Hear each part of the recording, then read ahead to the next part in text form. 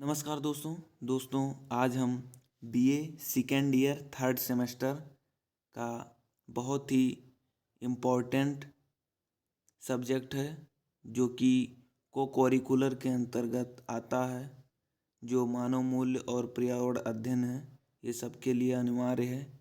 पूर्वांचल में जितने भी यूनिवर्सिटीज़ हैं उन सब में यह पेपर लिया जाएगा। तो आइए देखते हैं। तो सब पहला क्वेश्चन हमारा है, वैल्यू शब्द की उत्पत्ति किस शब्द से हुई है। तो जो वैल्यू शब्द है उसकी उत्पत्ति जो है वो किस शब्द से हुई, तो लैटिन भाषा से। फिर हमारा दूसरा क्वेश्चन है, वैल्यू शब्द की उत्पत्ति लैटिन भाषा के किस शब्द से हुई है। तो वैलेरे से हुई है। वैल्यू शब्द की उत्पत्ति लैटिन भाषा के वैलेरे से हुई है। उसके बाद हमारा थर्ड क्वेश्चन है कि बैलेरे शब्द का शाब्दिक अर्थ क्या है। तो बैलेरे जो शब्द है उसका शाब्दिक अर्थ क्या है, तो उसका शाब्दिक अर्थ है मूल्यवान होना। फिर नंबर 4 है, व्यक्ति के जीवन के प्रेरक बिंदु हैं। तो प्रेरक बिंदु क्या हैं, तो वो क्या हैं, मूल्य हैं। व्यक्ति के जीवन के प्रेरक बिंदु मूल्य हैं। नंबर 5 क्वेश्चन हमारा है, मूल्य व्यक्ति के जीवन को किस प्रकार प्रभावित करता है। तो ये प्रत्यक्ष और अप्रत्यक्ष यानी ए बी दोनों सही, यानी प्रत्यक्ष और अप्रत्यक्ष दोनों रूपों से मूल्य व्यक्ति के जीवन को प्रभावित करता। तो ए बी हमारा दोनों सही हो जाएगा, यानी ऑप्शन सी सही है, ए बी दोनों। क्वेश्चन नंबर 6 हमारा है, व्यक्ति के मानवीय व्यवहार को प्रेरणा देने वाले तत्व जो व्यक्ति के चुनाव को अर्थ प्रदान करते हैं कहलाते हैं। तो उसको क्या कहते हैं, स्तर कहते हैं। क्वेश्चन नंबर 7 है हमारा, मूल्य वह आदर्श है जिसके मनुष्य अपने विकल्पों के चुनाव की क्रिया में प्रभावित होता है। यह कथन किसका है, तो फ्रांसिस योम मैगर्वी का है। फिर क्वेश्चन नंबर हमारा 8 आ जाता है। क्वेश्चन नंबर 8 है, मूल्य मानवीय व्यवहार को प्रेरणा प्रदान करने वाले तत्व हैं।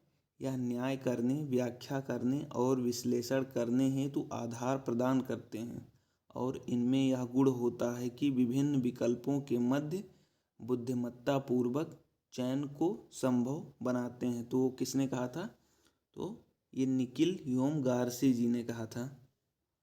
फिर क्वेश्चन नंबर हमारा 9 है, व्यक्ति किसके मूल्यों को ग्रहण करता है। तो व्यक्ति किसके मूल्यों को ग्रहण करता है, तो वह क्या है, समुदाय, यानी ये हमारा सही हो जाएगा समुदाय। व्यक्ति किसके मूल्यों को ग्रहण करता है, तो वो हो जाएगा समुदाय।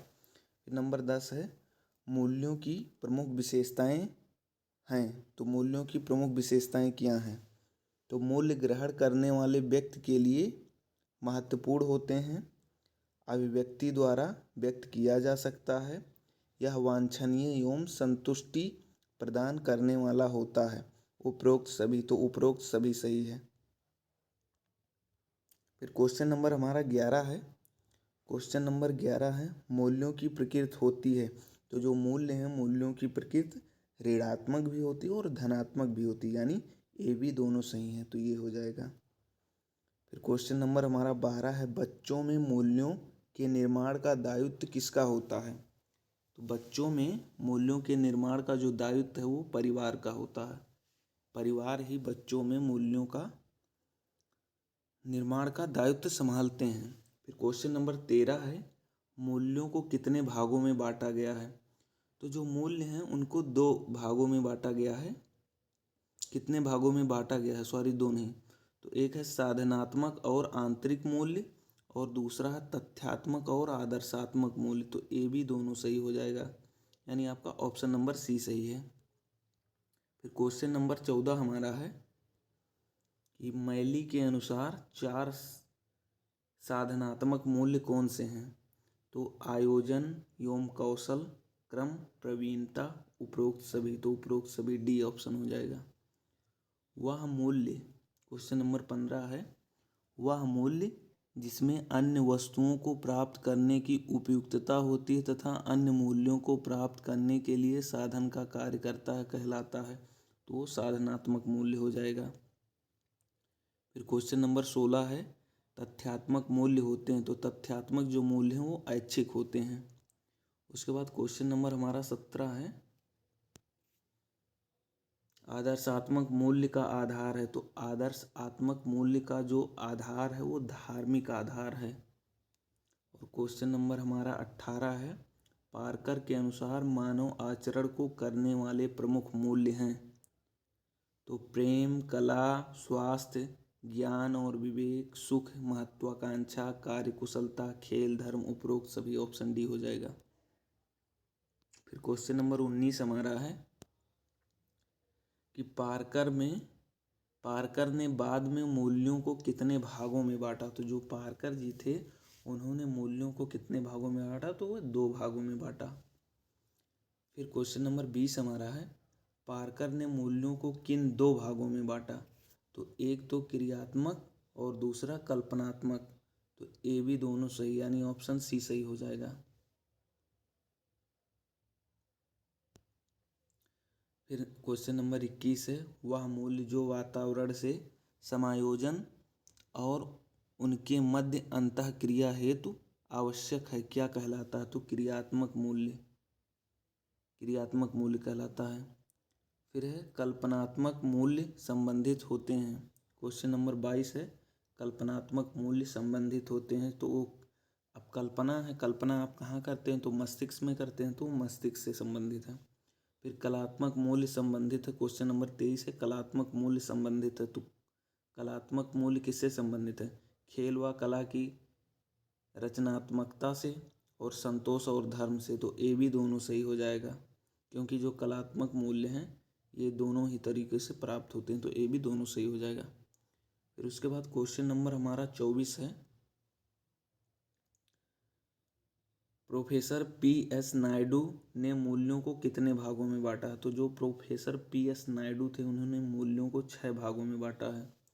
फिर क्वेश्चन नंबर हमारा 25 है, प्रोफेसर पी एस नायडू के अनुसार 6 मूल्य कौन से हैं, तो आर्थिक एवं शारीरिक मूल्य, ए, बी सामाजिक एवं मनोवैज्ञानिक मूल्य, सी दार्शनिक एवं आध्यात्मिक मूल्य, डी उपरोक्त सभी, तो डी हो जाएगा उपरोक्त सभी। क्वेश्चन नंबर 26 है, संस्कृत व्याकरण की स्रोत प्रणाली की अध्याय में मूल शब्द को कितनी बार व्याख्यापित किया गया है, तो वो 2 बार किया गया है।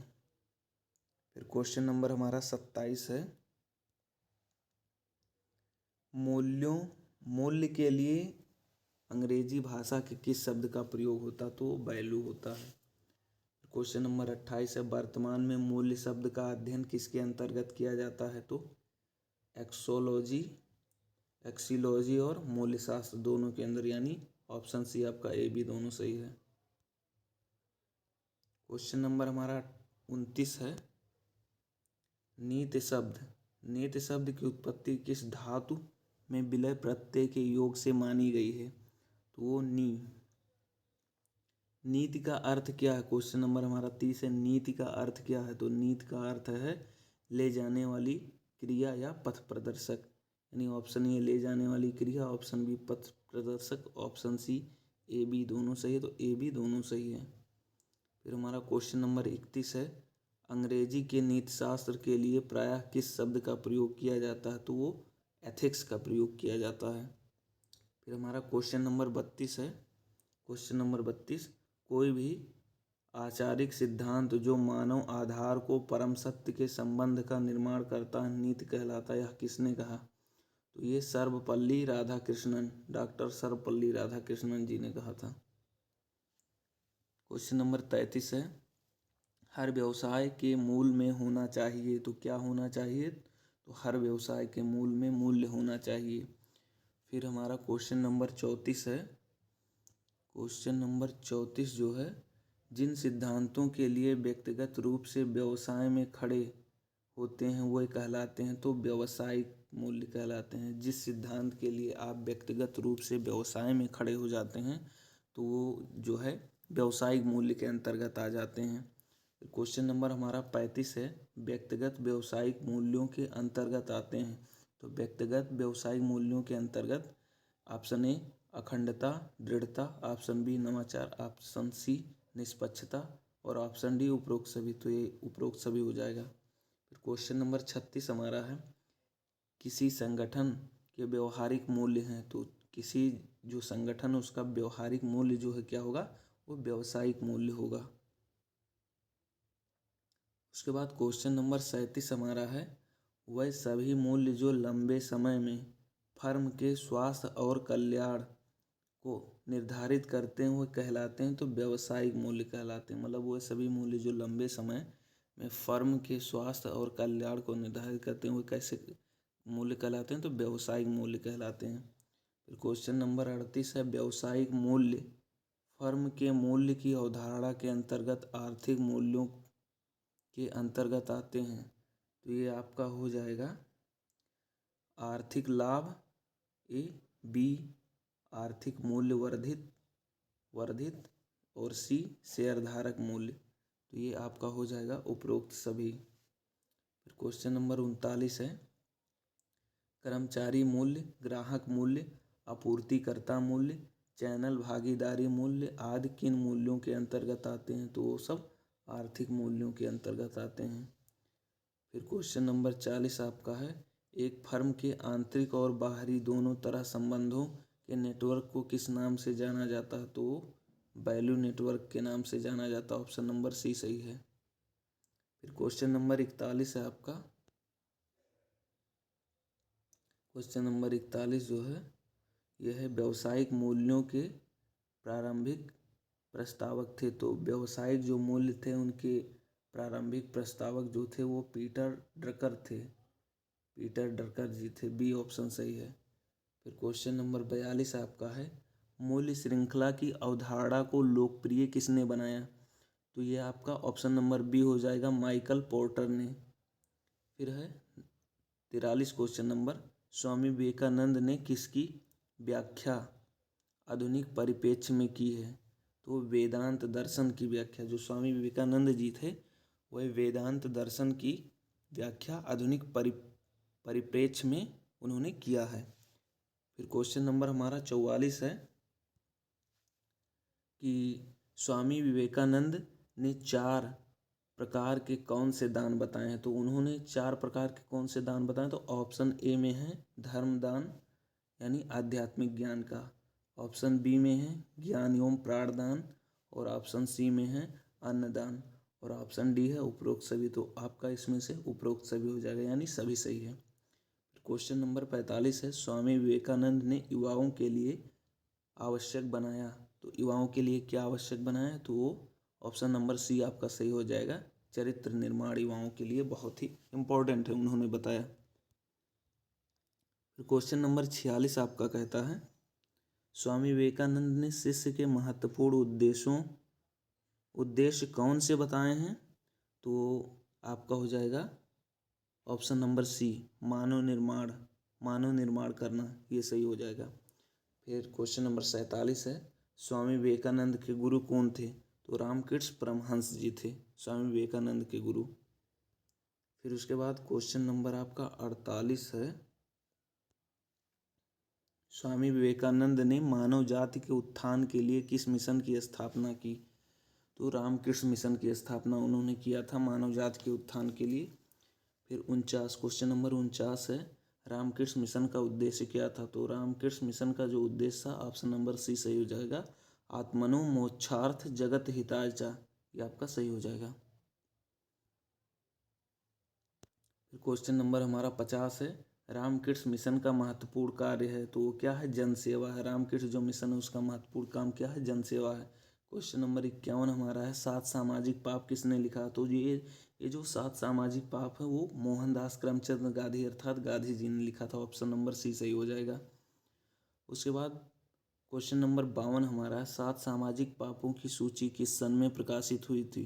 तो ये 22 अक्टूबर 1925 यानी ऑप्शन नंबर बी आपका सही हो जाएगा। 1925 में 22 अक्टूबर 1925 को गांधी जी ने 7 पापों की सूची को प्रकाशित किया था।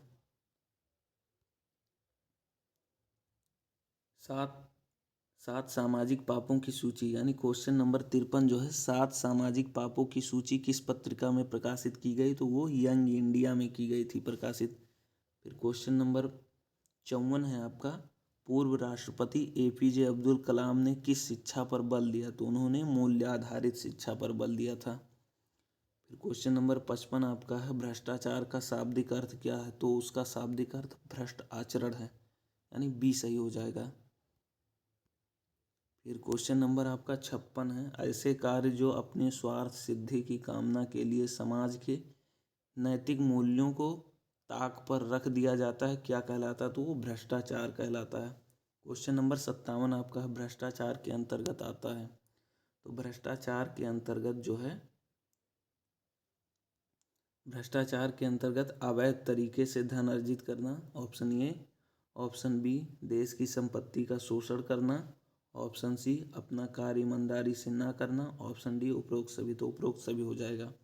क्वेश्चन नंबर 58 है, इसमें किस मूर्ति या इसमें किसी मूर्त या अमूर्त, सॉरी मूर्ति नहीं, इसमें किस मूर्त या अमूर्त लाभ के लिए किए जाने वाले गैर कानूनी कार्य भी सम्मिलित हैं? यह कथन किसका है?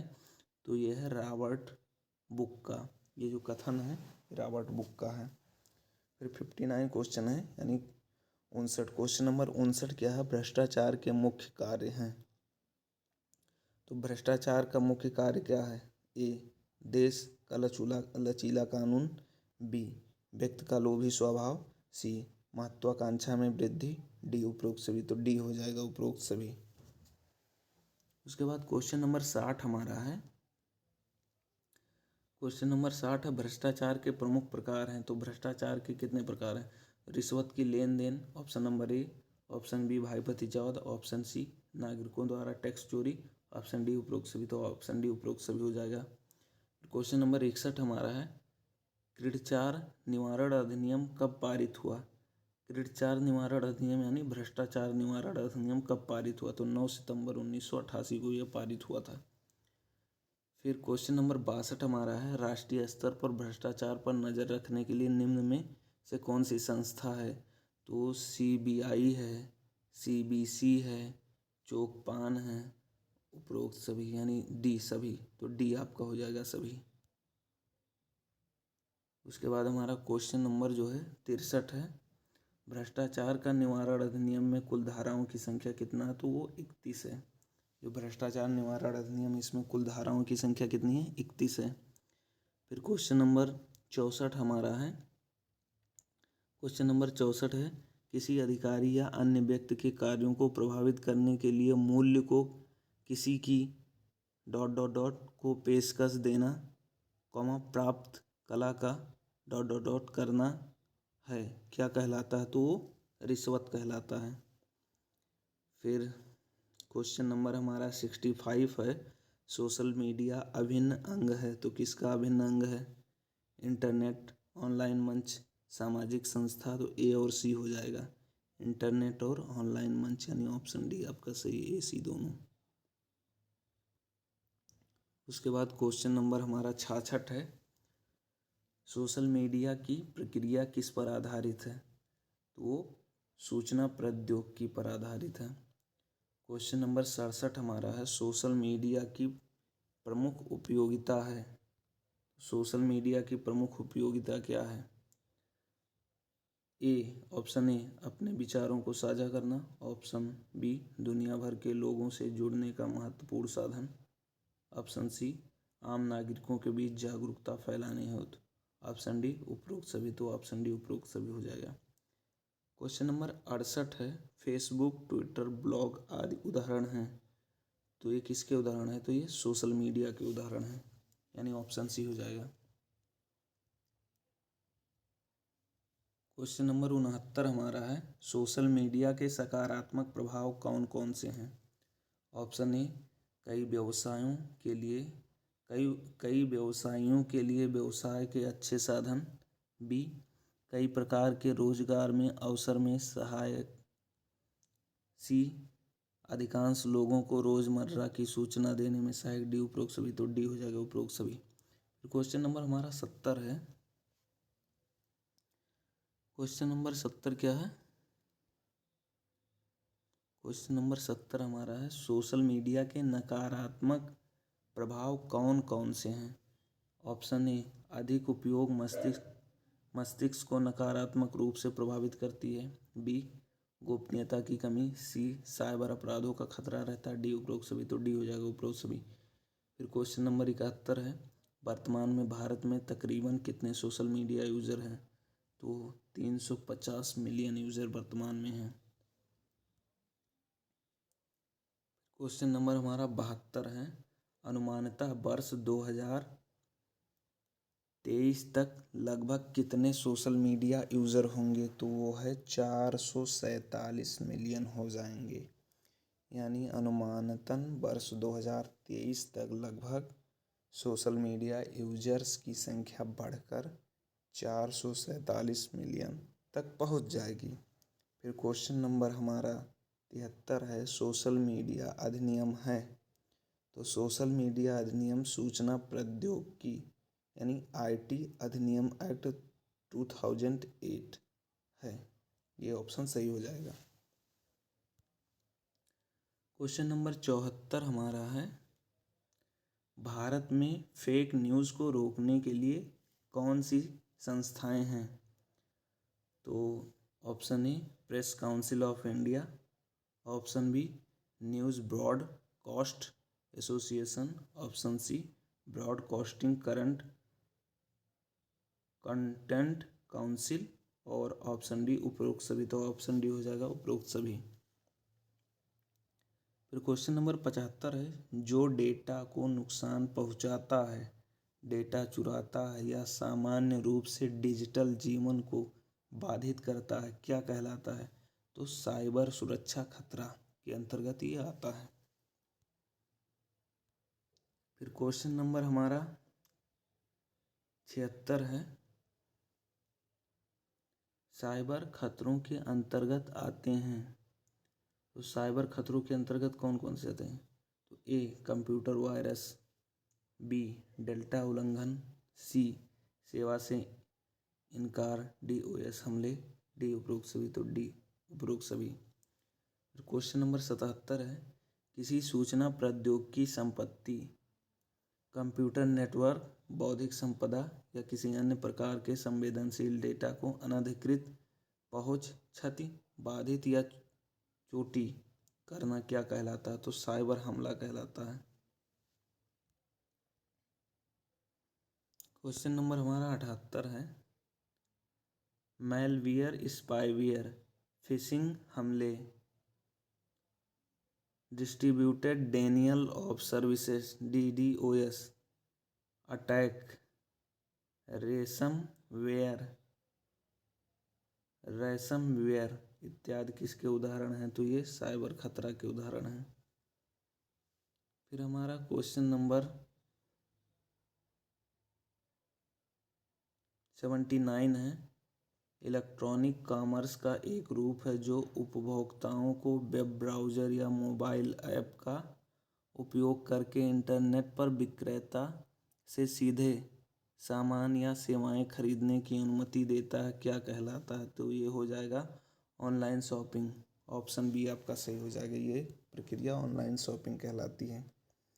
क्वेश्चन नंबर हमारा 80 यानी 80 है, ग्राहक जिन कंप्यूटरों और उपकरणों की दब श्रृंखला का उपयोग करके ऑनलाइन खरीदारी करते हैं वो कौन कौन से हैं? तो लैपटॉप हो सकता है, डेस्कटॉप कंप्यूटर, स्मार्टफोन, उपरोक्त सभी। तो डी, उपरोक्त सभी, ये सब इनका प्रयोग करता है। क्वेश्चन नंबर 81 है, प्रमुख ऑनलाइन पोर्टल हैं। तो A, Flipkart. B, Amazon. E web मतलब सी, ई वेब। और डी, उपरोक्त सभी। तो डी हो जाएगा, उपरोक्त सभी। क्वेश्चन नंबर हमारा 82 है, इलेक्ट्रॉनिक खरीदारी का संक्षिप्त रूप है। तो option A, e tailing. Option B, electronic retail. Option C, e shopping. Option D, उपरोक्त सभी। तो ऑप्शन डी, उपरोक्त सभी हो जाएगा। फिर क्वेश्चन नंबर हमारा 83 है, एक ऑनलाइन स्टोर को और किन नामों से जाना जा सकता है? तो A web shop, web store, B internet shop, C e shop, D उपरोक्त सभी। तो उपरोक्त सभी हो जाएगा। क्वेश्चन नंबर 84 हमारा है, ऑनलाइन व्यापार की शुरुआत कब और किसके द्वारा की गई? तो ये ऑनलाइन व्यापार की शुरुआत कब और किसके द्वारा की गई? तो इसकी शुरुआत जो है वो IBM 1960 में, IBM के द्वारा 1960 में किया गया। फिर क्वेश्चन नंबर हमारा 85 है, ऑनलाइन खरीदारी का अग्रणी किसे माना जाता है? तो वो जो है माइकल एल्ड्रिक 1979 ये सही है। क्वेश्चन नंबर 86 है, यूनाइटेड किंगडम रिश्वत अधिनियम संसद द्वारा कब पारित किया गया? तो वो 1910 में पारित किया गया था। फिर क्वेश्चन नंबर हमारा 87 है, यूनाइटेड किंगडम रिश्वत अधिनियम किसके अपराधीकरण के लिए पारित किया गया? तो क्या था? विदेशी अधिकारियों एवं व्यापार प्रतिनिधियों के लिए। ऑप्शन सी सही हो जाएगा, विदेशी अधिकारियों एवं व्यापार प्रतिनिधियों के लिए। उसके बाद क्वेश्चन नंबर हमारा 88 है, यूनाइटेड किंगडम रिश्वत अधिनियम में किस प्रकार के अपराध सम्मिलित हैं? तो इसमें जो है रिश्वतखोरी को रोकने में वाणिज्यिक संगठनों की विफलता। ऑप्शन सी इसका सही हो जाएगा। फिर क्वेश्चन नंबर हमारा 89 है, रिश्वत अधिनियम में किन क्षेत्रों से जुड़े अपराध शामिल हैं? तो सार्वजनिक क्षेत्र और निजी क्षेत्र, ए बी दोनों ऑप्शन सही हैं, यानी सी सही हो जाएगा। फिर क्वेश्चन नंबर 90 है, रिश्वत अधिनियम में कितने साल दंड का प्रावधान है? तो ये 10 साल का प्रावधान है। फिर क्वेश्चन नंबर हमारा 91 है, कारपोरेट सामाजिक उत्तरदायित्व CSR का प्रमुख उद्देश्य क्या है? तो ऑप्शन नंबर ए स्वयं सेवा, ऑप्शन नंबर बी धर्मार्थ प्रकृति के सामाजिक लक्ष्यों में योगदान, ऑप्शन सी ए बी दोनों सही है। तो ऑप्शन सी हो जाएगा, ए बी दोनों सही है। फिर क्वेश्चन नंबर हमारा 92 है, CSR का फुल फॉर्म है। तो CSR का फुल फॉर्म क्या है? कारपोरेट सोशल रिस्पॉन्सिबिलिटी, ये आपका हो जाएगा बी। क्वेश्चन नंबर 93 है, CSR को और किन नामों से जाना जाता है? तो CSR को जो है, CSR को कारपोरेट स्थिरता टिकाऊ व्यवसाय, बी कारपोरेट नागरिकता, सी जागरूक पूंजीवाद या जिम्मेदारी व्यवसाय, डी उपरोक्त सभी। तो डी हो जाएगा उपरोक्त सभी।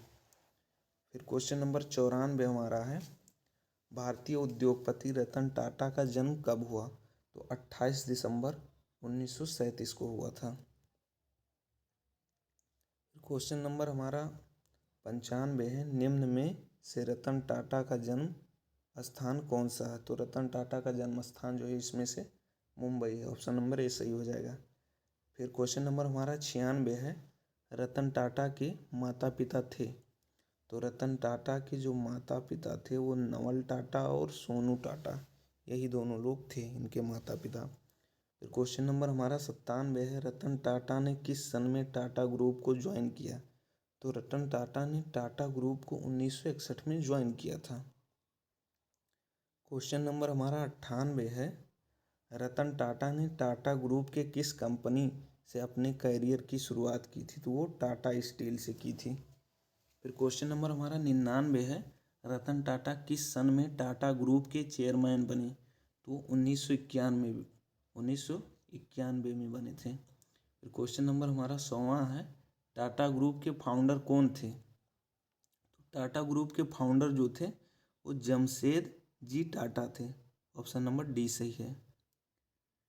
फिर क्वेश्चन नंबर हमारा 101 है, निम्न कैसे रतन टाटा से कार्यकाल के दौरान टाटा ग्रुप ने किन कंपनियों को किन कंपनियों का अधिग्रहण किया? तो उन्होंने option A Tata Steel, option B Tetley, option C Jaguar Land Rover, option D उपरोक्त सभी, तो ऑप्शन डी हो जाएगा उपरोक्त सभी। क्वेश्चन नंबर हमारा 102 है, रतन टाटा ने निम्न में से किस प्रकार मतलब किस कार के लिए आइडिया दिया था। तो रतन टाटा जी ने टाटा नैनो के लिए आइडिया दिया था।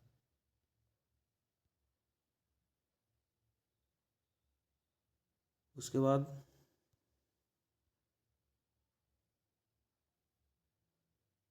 क्वेश्चन नंबर हमारा 102 था कि जो है रतन टाटा ने निम्न में से किस कार के लिए आइडिया दिया था। तो वो टाटा नैनो एक समय बहुत प्रसिद्ध हुआ था, तो इसी के लिए रतन टाटा जी ने आइडिया दिया था।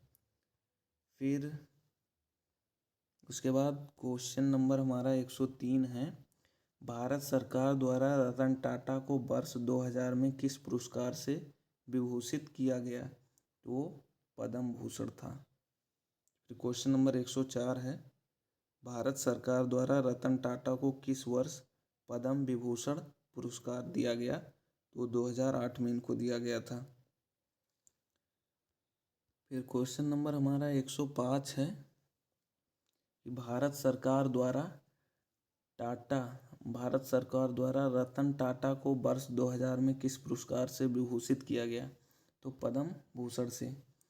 क्वेश्चन नंबर हमारा 106 है, बिल गेट्स का पूरा नाम क्या है। तो William Henry Gates, Bill Gates का पूरा नाम विलियम हेनरी गेट्स है। क्वेश्चन नंबर 107 है, बिल गेट्स का जन्म स्थान क्या है। तो वाशिंगटन है, बिल गेट्स का जन्म स्थान जो है वाशिंगटन है। फिर क्वेश्चन नंबर 108 हमारा है, बिल गेट्स का जन्म स्थान क्या है। तो ये वाशिंगटन हो गया। फिर क्वेश्चन नंबर 109 हमारा, बिल गेट्स की जन्म तिथि क्या है। तो क्वेश्चन नंबर 109 है, बिल गेट्स की जन्म तिथि क्या है। तो वो 28 अक्टूबर 1955, बिल गेट्स का जो जन्म तिथि वो 28 अक्टूबर 1955 है। फिर क्वेश्चन नंबर हमारा 110 है, बिल गेट्स के पिता का क्या नाम है। तो William H Gates, Bill Gates के पिता का विलियम एच गेट्स नाम है। फिर क्वेश्चन नंबर हमारा 111 है, बिल गेट्स की पत्नी का क्या नाम है। तो बिल गेट्स की जो पत्नी है इनका नाम मेलिंडा गेट्स है, बिल गेट्स की पत्नी का नाम। फिर क्वेश्चन नंबर हमारा 112 है, बिल गेट्स का जन्म किस देश में हुआ। तो वो अमेरिका में हुआ था। फिर क्वेश्चन नंबर हमारा 113 है कि बिल गेट्स ने किसके साथ माइक्रोसॉफ्ट कंपनी की सह स्थापना की। तो पॉल एलन के साथ मिलकर इन्होंने माइक्रोसॉफ्ट की सह स्थापना की थी। फिर क्वेश्चन नंबर 114 है, बिल गेट्स का जन्म किस देश में हुआ। तो वो अमेरिका में हुआ। फिर क्वेश्चन नंबर 115 है, बिल गेट्स ने किसके साथ माइक्रोसॉफ्ट कंपनी की सह स्थापना की। तो वो पॉल एलन के साथ किया था, पॉल एलन।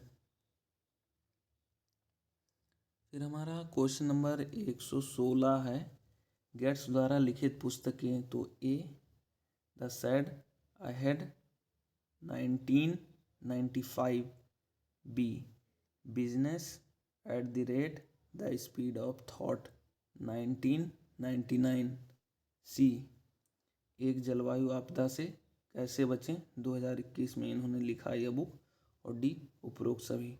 तो उपरोक्त सभी ये जो तीनों बुक का नाम दिया गया है ये बिल गेट्स द्वारा ही लिखे गए हैं। फिर क्वेश्चन नंबर 117 है, अजीम प्रेमजी का पूरा नाम क्या है। तो अजीम प्रेमजी का पूरा नाम अजीम हासिम प्रेमजी है। क्वेश्चन नंबर 118 हमारा है, अजीम प्रेमजी का जन्म किस सन में हुआ। तो 24 जुलाई 1945 को अजीम प्रेमजी का जन्म हुआ था। क्वेश्चन नंबर 119 है, अजीम प्रेमजी का जन्म कहाँ हुआ था। तो अजीम प्रेमजी का जन्म बॉम्बे में हुआ था। फिर क्वेश्चन नंबर 120 है हमारा, अजीम प्रेमजी के पिता का क्या नाम था। तो अजीम प्रेमजी के जो पिता हैं उनका नाम मोहम्मद हासिम प्रेमजी था। जो अजीम प्रेमजी थे इनके पिता का नाम मोहम्मद हासिम प्रेमजी था। फिर क्वेश्चन नंबर हमारा 121 है, क्वेश्चन नंबर 121 है, अजीम प्रेमजी की पत्नी का क्या नाम है? तो यस्मीन नाम है। अजीम जो प्रेम जी की पत्नी है उनका नाम यस्मीन है। फिर क्वेश्चन नंबर 122 है, अजीम प्रेम जी किसके अध्यक्ष हैं? तो अजीम प्रेम जी जो हैं वो विप्रो लिमिटेड के अध्यक्ष हैं। फिर क्वेश्चन नंबर हमारा 123 है, एशियाविक द्वारा दुनिया के 20 सबसे शक्तिशाली पुरुषों में किस सन में उन्हें चुना गया? तो 2010 में दुनिया के सबसे शक्तिशाली 20 पुरुषों में उनका नाम आया था, अजीम प्रेम जी का। फिर क्वेश्चन नंबर 124 हमारा है,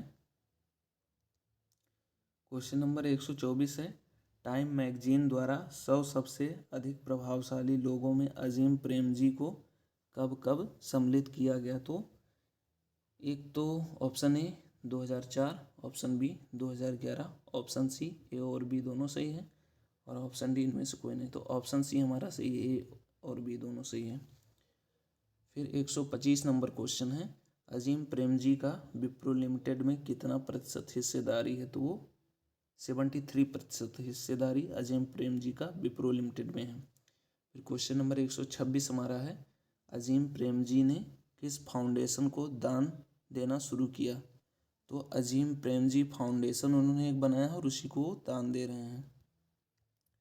और क्वेश्चन नंबर हमारा 127 है, अजीम प्रेम जी फाउंडेशन किस पर केंद्रित है? तो ये जो अजीम प्रेम जी फाउंडेशन है ये शिक्षा पर केंद्रित है, यानी शिक्षा इसका मुख्य उद्देश्य है। फिर क्वेश्चन नंबर 128 है, अजीम प्रेम जी फाउंडेशन की स्थापना किस सन में हुई? तो 2001 में हुई थी। फिर क्वेश्चन नंबर 129 है, अजीम प्रेम जी ने इलेक्ट्रिकल इंजीनियरिंग किस यूनिवर्सिटी से की थी? तो स्टैनफोर्ड यूनिवर्सिटी से उन्होंने इलेक्ट्रिकल इंजीनियरिंग की जो है पढ़ाई की थी। फिर क्वेश्चन नंबर हमारा 130 है, स्टैनफोर्ड यूनिवर्सिटी कहाँ स्थित है? तो वो यूएसए में है।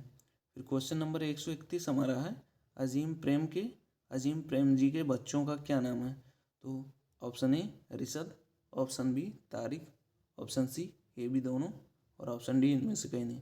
तो ए बी दोनों सही है। फिर क्वेश्चन नंबर हमारा 132 है कि वर्तमान में विप्रो के मुख्य रणनीति अधिकारी हैं? तो वो रिशद हैं। और क्वेश्चन नंबर 133 है, सन 2005 में भारत सरकार ने व्यापार और वाणिज्य में उनके उत्कृष्ट कार्यों के लिए किस सम्मान से सम्मानित किया? तो वो पद्म विभूषण से उनको सम्मानित किया था। किनको? अजीम प्रेम जी को। क्वेश्चन नंबर 134 हमारा है कि सन 2011 में भारत सरकार द्वारा अजीम प्रेम जी को किस सम्मान से सम्मानित किया गया? तो पद्म भूषण से सम्मानित 2011 में किया गया था।